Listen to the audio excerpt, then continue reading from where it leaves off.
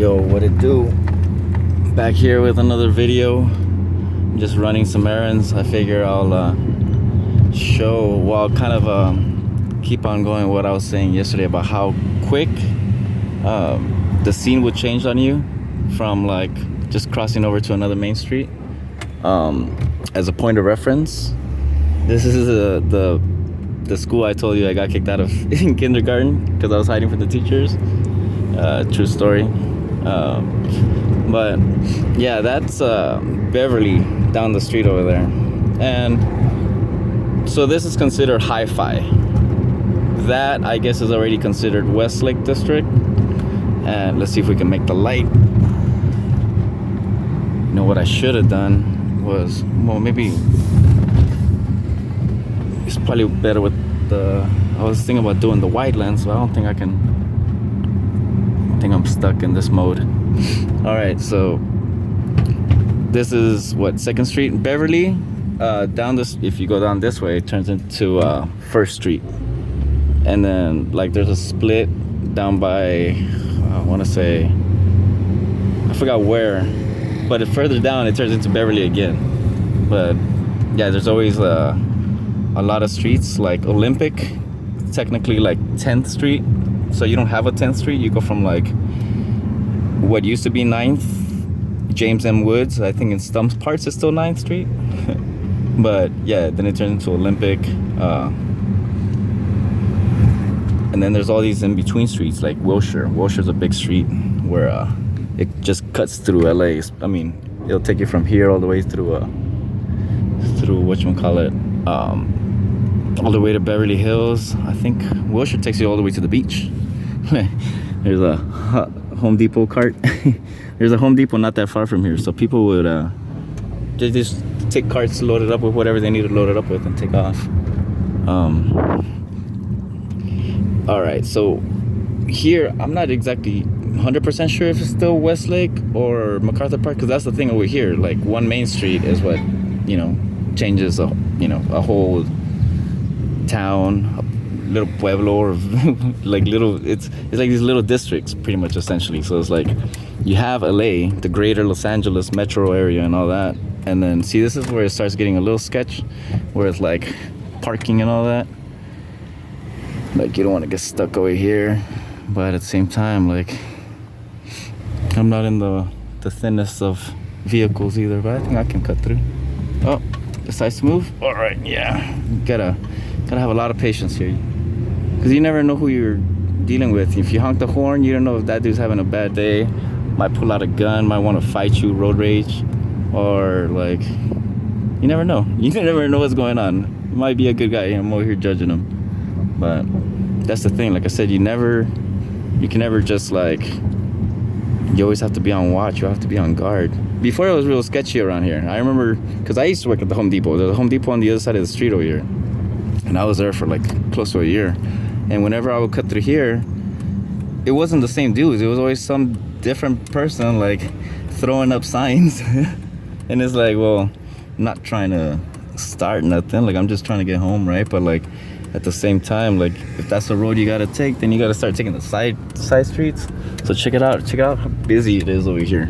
It's completely different. It's a whole nother scene. You went from super quiet, so I guess this is considered McArthur Park area, but this is where here in LA they've changed a lot of there's a pile of trash, is where they changed a lot of the rules for these street vendors, because for a while they had outlawed them, but it's kind of hard where, like, you know, the cops would come and clear up like one whole side of the block, but then they'll just pop up somewhere else, or like they'll try to control this area, and then they'll just move their umbrellas and tents and everything else, like, you know, a few blocks down. But at the same time, like, you know, a lot of these people are trying to work, trying to earn a quick buck. Back, if I'm not sure if some of you guys have visited outside of out of the States, but in other countries, like, it's like I just came back from a cruise from Ensenada, and pretty much, yeah, essentially, like, you have little pop-up shops like this where Anything you need, you can get. It's not a big deal in other places, but you know, here to the United States standards, it's a whole nother story. But if you're cool with it, like most people that live here, it doesn't matter what ethnicity they are or what their background is. You live in this area long enough, and you yourself, you know, you're like, if you're gonna come down here and like say, hey, I'm gonna get that banana, or I need a quick avocado to go with my teriyaki bowl or something, right? Like, and see, that's the thing. This is what I'm saying. Like, look at this, Beijing Express, Chinese, Mexican, Guatemalan food. Like, you know, there might be a few other places where you have that mix and variety, but not in so many places where, like, you know, it just fits. And who knows how long they've been there. Some places like that donut shop, I'm pretty sure it's been here for a long time. So like some places don't even have signs just because some people already know what's there. Or like, and you know what's funny, that a lot of these places, it's not advertising. It's usually like word of mouth. It's like, hey, do you know where I can get this? You know, like, well, where's a good place where I'm looking for some ointment cream, right? Like there's certain things about like Latin products, I guess you can say, Latin Hispanic products, or like just products from other countries. Like I'm pretty sure that there's a certain creams or lotions or ointments or something, or a tea, right, that comes from another country that is just not a normal thing to come by. Like, I mean, it's probably available in certain places where there's like a large demographic of that certain ethnicity or that certain group of people, but for the most part, it's if you're looking for those things, like usually it's kind of word of mouth. You're either in the network or you don't know. So this is MacArthur Park, named after what is it, General MacArthur? I could be slaughtering that, but military MacArthur. I used to know the history behind it, but yeah, I don't know. After a while, you just cramp so much into your head, you start mixing stuff up, and you don't want to. I honestly don't want to get stuff wrong, so I'd rather just not say. I'm pretty sure you could Google it, look it up. Hungry Memorial. This building right here has come out in a lot of music videos. I want to say Maroon 5 probably is one of them. I can't really think, but I think so. But yeah, look, check it out. MacArthur Park's also fenced off, just like Echo Park. I think they do summer shows out there at that little amphitheater. They'll have like punk shows, ska shows, all types of like different shows that are pretty cool. Like, but at the same time, like, you are at MacArthur Park, and whether you're on this side of the park or on that busy side of the park, there's always something popping. I'm not lying to you when I say that there's always something going on, so you got to keep your eyes out. Oh, that might be the statues. Let me see if I can zoom in. Yeah, I know Bo, the fifth column, was talking about statues, right, in history. But yeah, well, I'll probably just keep the window down so you can get the sights and sounds of MacArthur Park, the MacArthur Park area. Oh, if you guys seen that Twitter there was that whole fight with the trans spa incident that happened like during the I want to say 2020 or 2021, where like they were saying that Antifa was getting in a fight with right wingers and stuff, and like you see the cops beating up on everybody. That was just 2 blocks down that way. So like that's a whole nother, like that starts turning into like Rampart area essentially. But this whole MacArthur Park area, I mean, like I said, all you gotta do is just walk and you're in a whole nother little side of town. Like, you don't really have to own a car here in LA. I mean, if you're trying to get to San Bernardino, yeah, for sure, you spread out. But for the most part, everything is like within walking distance or scooter distance, skateboarding distance, or bikes. Check this out. They have a diagonal crossing here. It's pretty cool. First place I ever saw with this kind of crossing was Pasadena.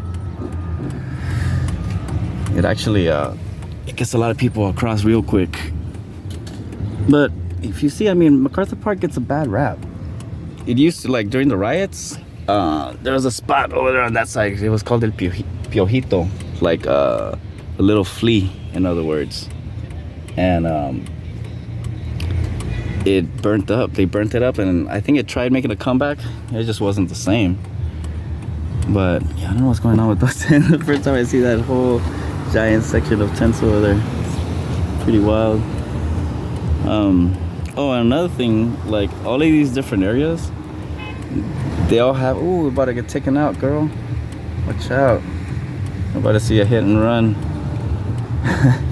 Yeah, this is where like hit and runs would happen, where something would happen and people are out. Like, and by the time, like, it's funny. Like, I've been here. See, I can't go. I gotta wait for the.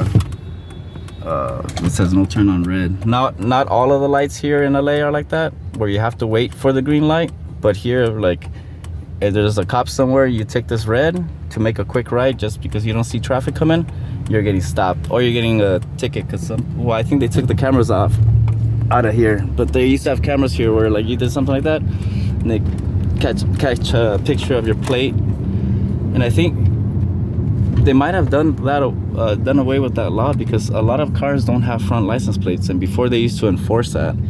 I had no idea that having a front license plate was a thing, but I remember with I had a car that I had to get not a harness, but like a bracket that went under the bumper, and like, so it wasn't attached to the bumper, it was like underneath the bumper or something. And it was like, I think at that time like a $200-300 bracket, and I was like, man, I'll make my own. And I just got some L brackets and made out of that, right? Ingenuity. But yeah, the main reason for that was so that they could take a picture of you if you happen to run a red or made a left, you know, when you weren't supposed to or something. But yeah, I think they did away with that because it was ran by like a third party. So it wasn't even like LA City that was collecting money. Like it was going to like a third party, and like the city would get like a certain percentage cut or whatever. I don't know. There's a whole video on YouTube, I'm pretty sure, about that. But yeah, so El Piojito, the little flea, used to be down the street right here. And in the riots, so this is as close as like my area got close to the riots. It got up to here. And let me just say that the ashes from here were making it to my house, which is probably like a cool mile away. So yeah, it was bad. And we're talking about like what is it, the 92 91 riots, the Sublime song riots. Then that was crazy during that time. I didn't know what a curfew was until then, when they said, oh, you can't go out past, I think it was like 8 o'clock, and then eventually they made it like 6 o'clock. Yeah, the worse it got, you know, the earlier they would say curfew time, where you had to go back and get home or get to work, or like if you had to go to work, like even just recently when they had the BLM protests and all this was crazy again. But it was all over LA, so that's the thing. Like there were pockets here, there were pockets in downtown LA. Because McArthur Park becomes like a meeting spot. I remember the first time I ever saw law enforcement dispersing protesters and all that was during a May Day parade, and it was right there in McArthur Park where we just drove by right now. It was crazy. That was the first time I was like, I think I have video of that on my old computer, but like the power supply gave out and I haven't replaced it, but that footage should be somewhere in there. My sister's friend said that she had gone because her boyfriend at the time was like, yeah, let's go. And they went, and she got blasted in the, well, good thing she had a backpack, so she, you know, she got hit with some of the less than lethal munitions. But yeah, that's when, you know, my mom was like, oh my God, can you believe they shot at blah, blah, blah. I'm not even going to say her name. And I was like, oh yeah, the cops don't care. Like, they don't care if you're a girl or a dude. Like, because I was like pretty much on that side when that happened. So all of this was a mess. Let's see if we could get a better view. Because you had people all up and down this whole thing. It was packed. And I was on that side over there. I just happened to have a camera on me back in, man, I want to say it was like 2003 or something. It was a long time ago. And I was like, oh snap, let me get some video of this. But yeah, so this was El Piojito. It's all gone now. The remnants of, you know, I don't know, see. De cocina herramienta. Yeah, no, I don't think that's old. Might be a new owner, probably. I don't know. I have no idea. I'm not even gonna make up some lie. But yeah, it's not bad. I will say, I mean, it used to get a bad rap. People would always talk mess about it, but it's not too bad. Like, I think if you guys remember that old movie Falling Down with Michael Douglas, all of that was up and down here too. So yeah, you might want to go revisit. I know that thing's got a bad rap too, but yeah, that movie was shot all over LA. I'm probably gonna end this video here before it gets too long. I'm heading back that way.